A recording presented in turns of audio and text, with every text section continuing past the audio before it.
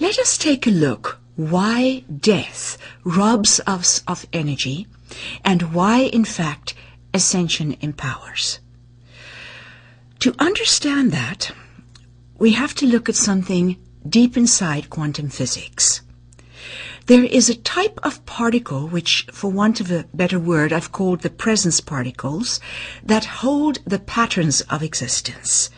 They are also the particles that release or absorb power. So they're the particular little tiny building blocks of life, if that's what we can describe them as, that specifically deal with power.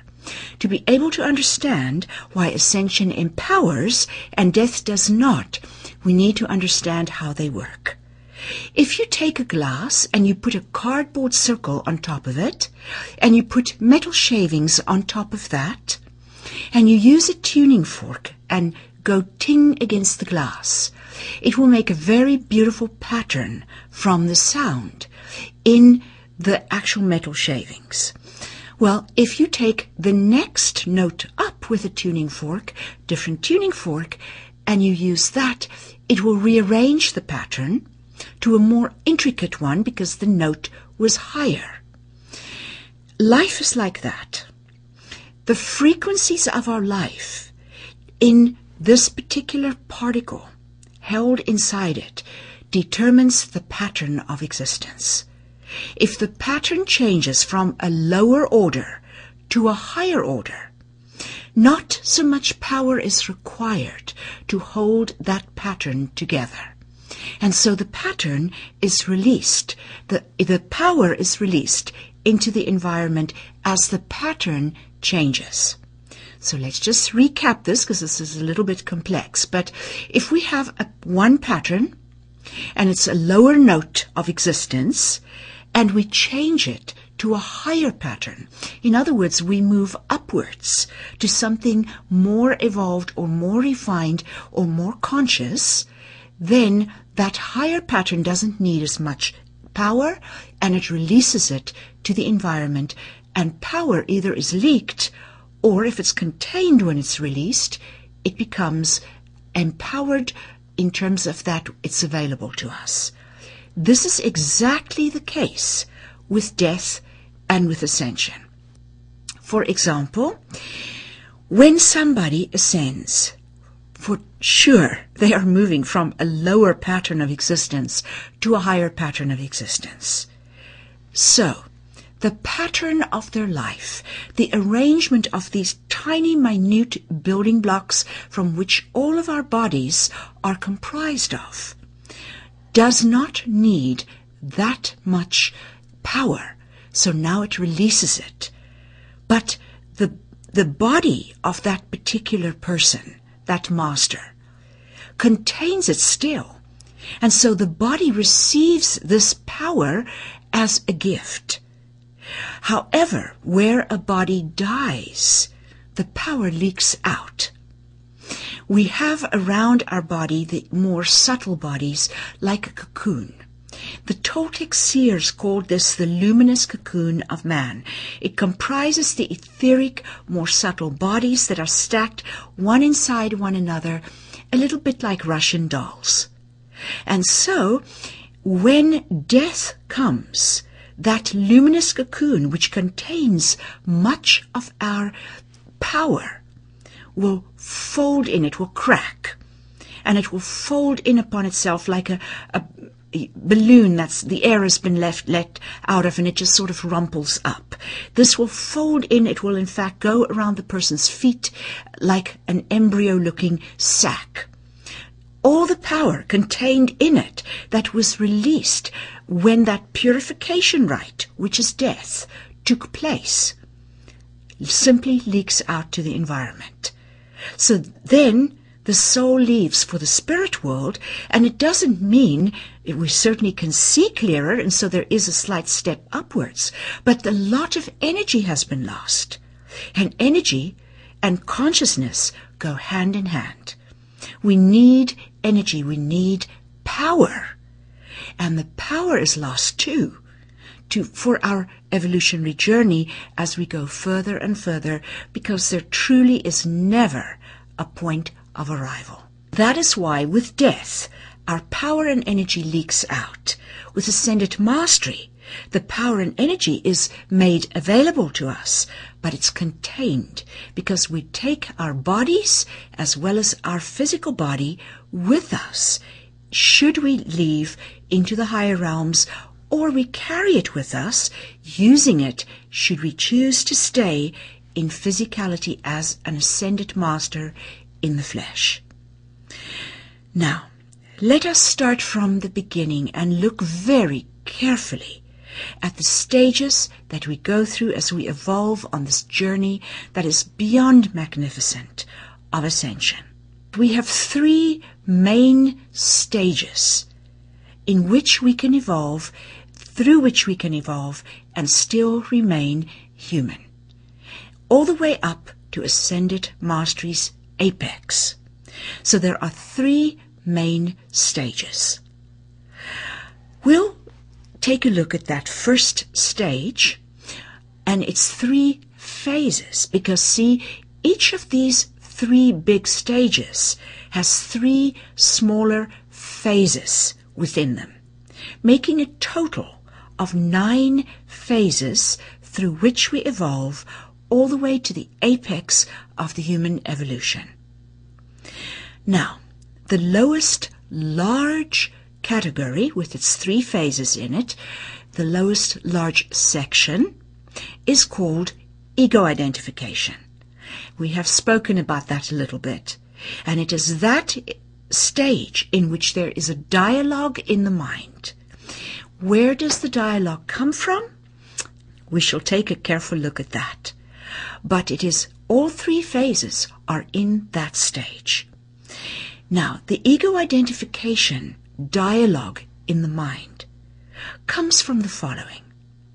It comes from resistance to life. Thoughts, or the dialogue, arises as a result of a resistance to life. The resistance can come in many forms.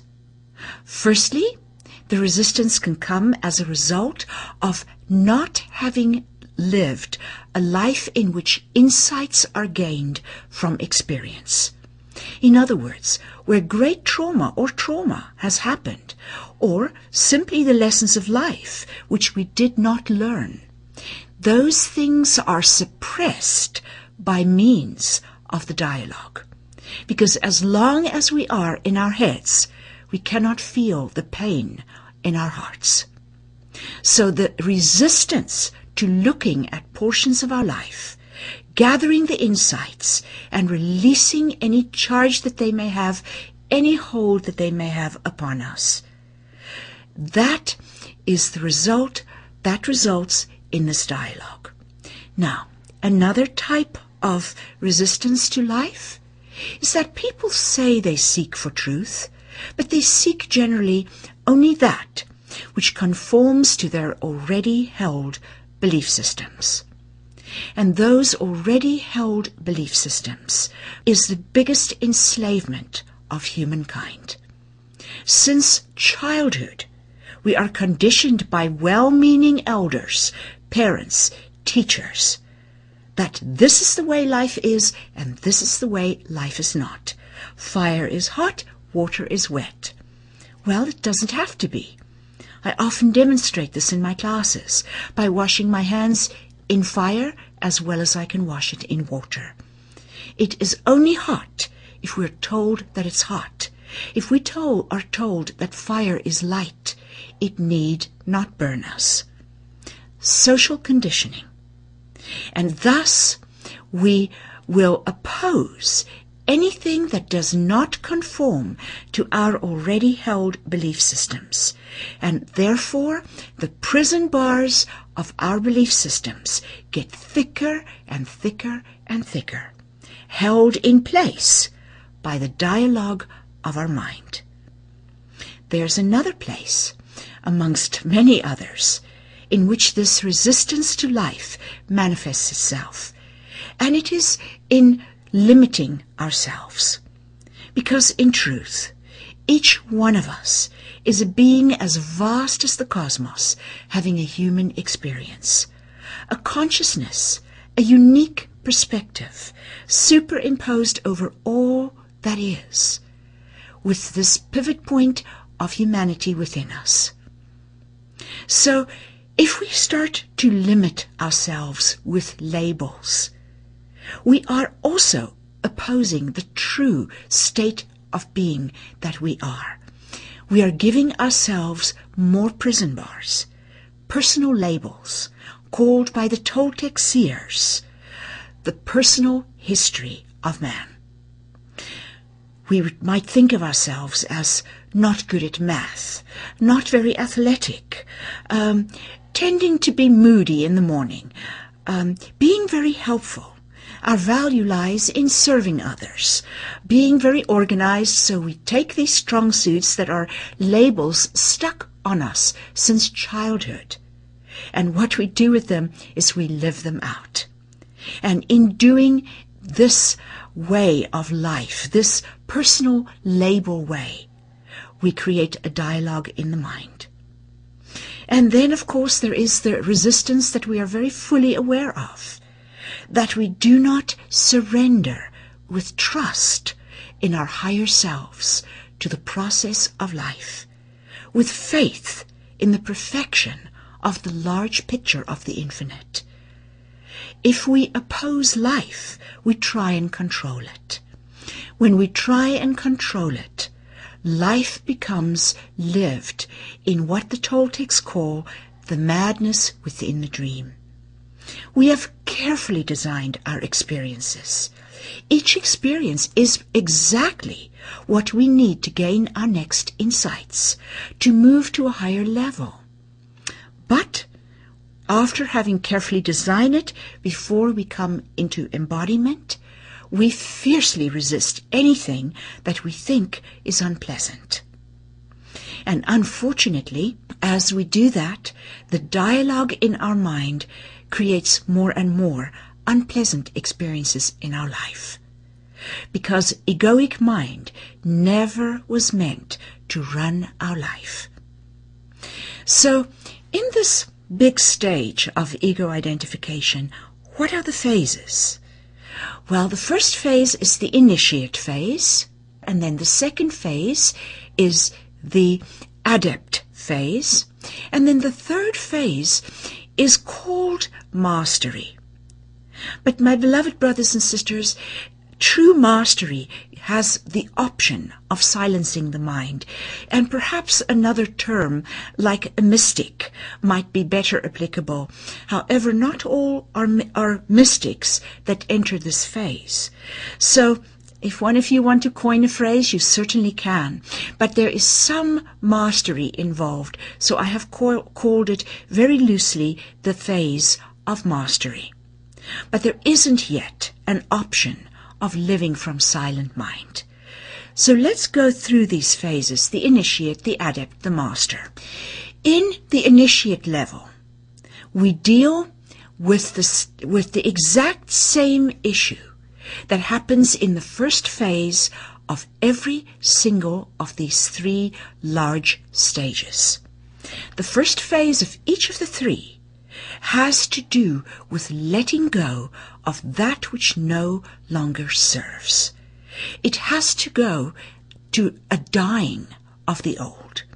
We might lose friends. We might find our jobs too tedious to continue with. We might want to move. We might want to get that car we always dreamed of, and finally we're going to splurge and get it. But one way or the other, life becomes lived at a higher, fuller, more complete level. And so this is part of letting go of the old. The first phase of each of these 3 stages, furthermore, has a specific challenge.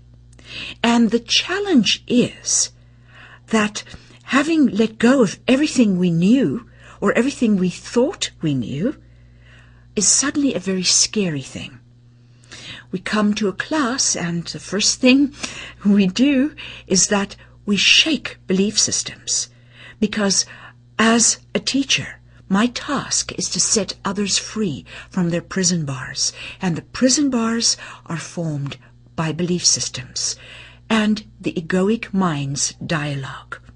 With it, if the teacher, him or herself, is still in that level, all they can lead you to is to go around and around a fishbowl.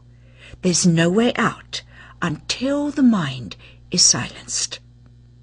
So in this first phase, letting go of the old and finding it all just a little bit scary. As we do that, there's a purification that happens in our chakra systems. And the purification in the chakra systems starts to release some of the debris out of the chakras. The chakras become spherical instead of being like a cone with the point to the center, one to the front and one to the back, with this narrow part in the middle by the pranic tube in the body. This is what it looks like if you were to dissect a body from front to back. But what happens instead is that the plugs in the middle release. And so you start to get a transfiguring in this first large, big stage of the chakra system. So now you go from initiate to adept. You graduate when you start to cease taking life at face value. You don't see things as the appearances make them seem. You start to look behind the appearances. And that's the prerequisite to graduate from an initiate into an adept level. The adept sees things symbolically, sees behind the appearances, does not take life at face value. For example, the adept might get someone slapping them through the face. They know that they have co-created this and that there is something they must learn from this unpleasant experience. And then they look and they find that they were in the morning very strident and cutting with their words to their spouse. And that the spouse's child, inner child, felt as though it had been slapped, that it withered in the face of such unkindness. And then the person understands that it is that painful to inflict a verbal slap with your tongue. And so a lesson is learned. As you can see, the adept is starting to take control of their lives. They are no longer thinking of themselves as a victim. They are starting to see that they co-create circumstances. And so, as they start to see this, there is an endocrine release, a rush, if you will. And they start to feel really a surge of power going through their body as they change something in their immediate vision, such as a problem, to insight, as the unknown is changed into the known through experience. They find that surges of power occur. And so as this happens, they then graduate to the mastery level, but only after they have overcome the testing of the adept stage. And as you can imagine, this second phase within this big stage, the same testing will apply in the second phase of each of these 3 large stages. So, if we take a look at this, the second phase's testing is addiction. All of us have seen the drama queens. All of us have seen those who fight a good cause. They jump from one bandwagon to the other. They're a crusader. They're a fighter. They're going to stand for a cause no matter what, and they're going to preach their way of looking at life to the world. This is someone who is addicted to challenge, because the adept thrives on challenge, and it makes them more and more powerful. However, if they fight fights that do not yield insight, which is the only fight worth fighting, because every fight is for insight, for perception, therefore for gained consciousness. If they fight a fight that is not theirs, because it no longer holds any insight for them, they have become addicted to this challenge that yields an insight so that they can get these surges. If they do not succumb to this addiction, they move on. And they go to a place where life is responding a lot to their intent. They're starting to have a measure of power. Most shamanic teachers, most mystics that are showing miracles are in this particular phase of ego identification. And they serve a valuable role, as do all teachers. But at some point, you're going to have to either leave them behind, or they're going to themselves have to change. And so, what happens in this phase is a huge choice. And every choice on the third phase involves power. And it's a big one.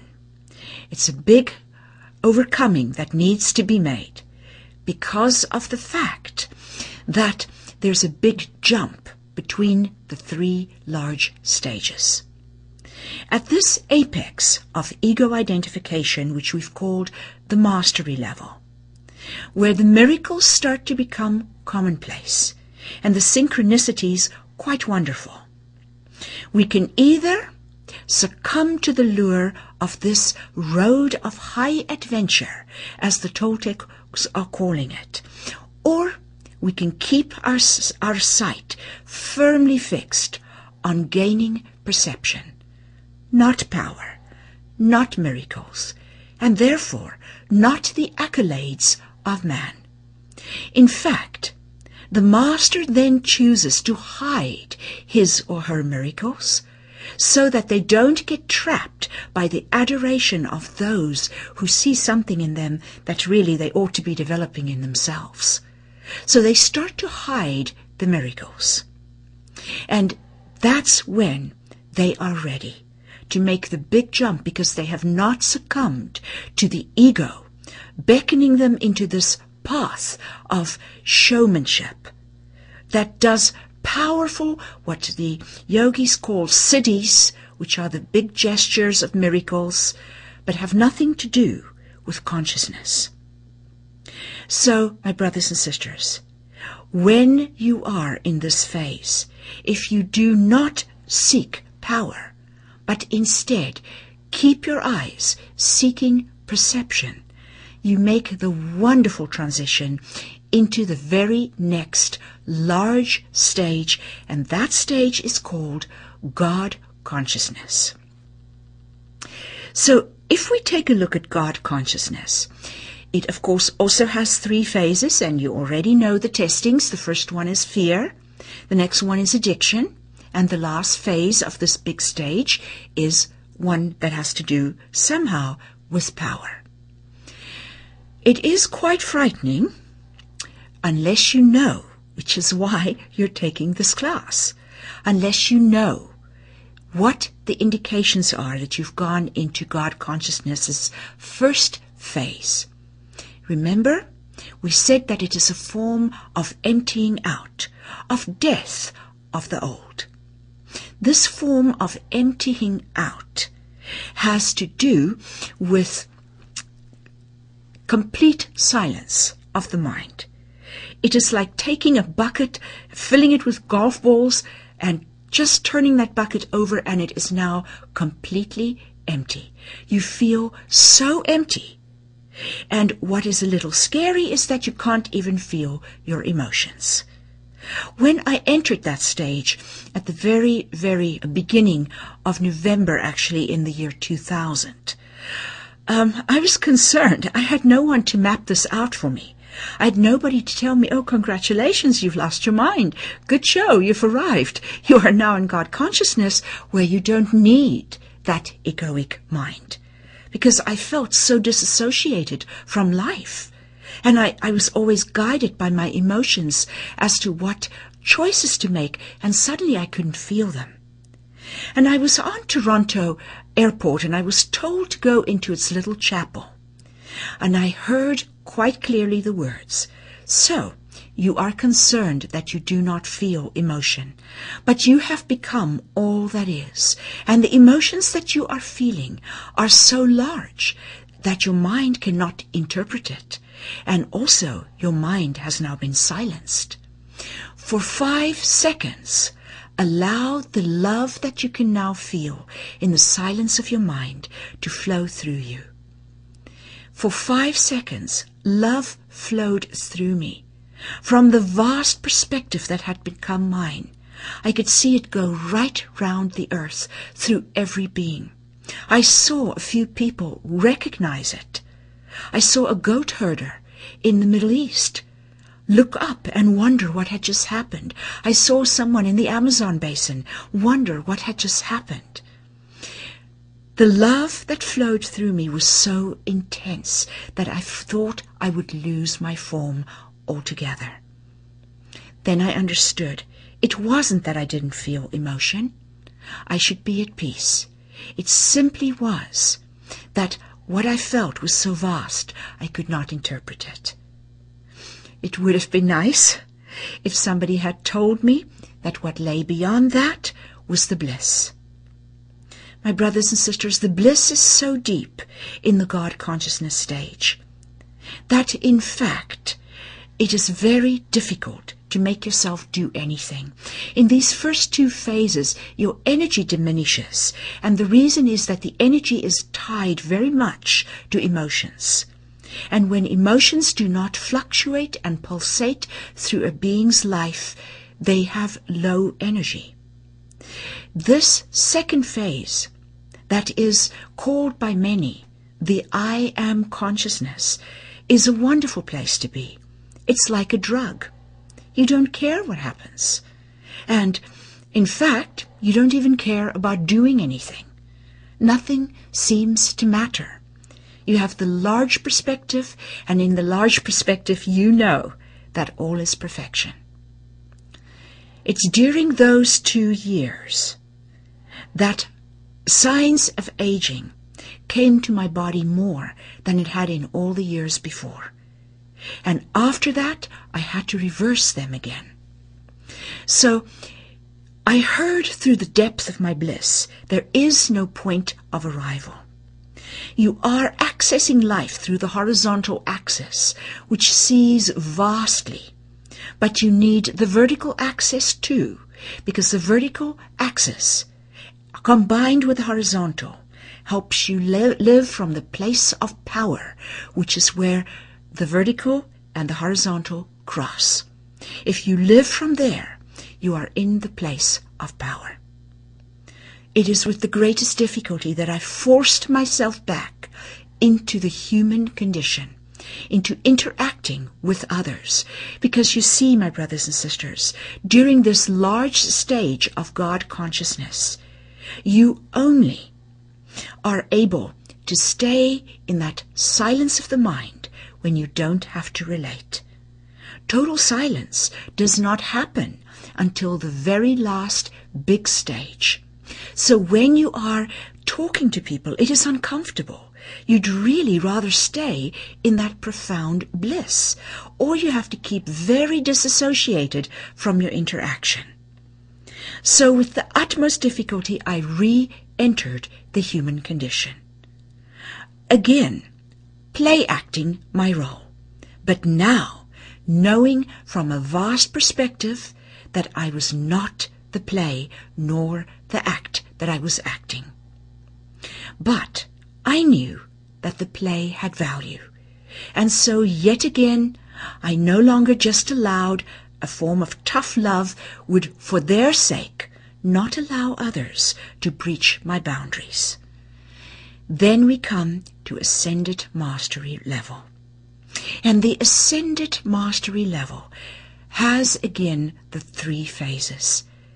And again, there is in the middle phase very deep bliss, just like the previous phase with the deep bliss.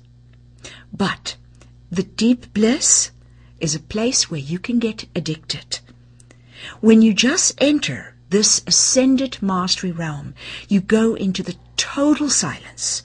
You write automatically, you speak automatically. In fact, you have to learn to speak to sound a little bit interesting, because every word comes out not preceded by thought. If you go through this first phase of ascended mastery fearlessly, you go into the second phase, in which the body goes into its immortality. Deep, deep bliss.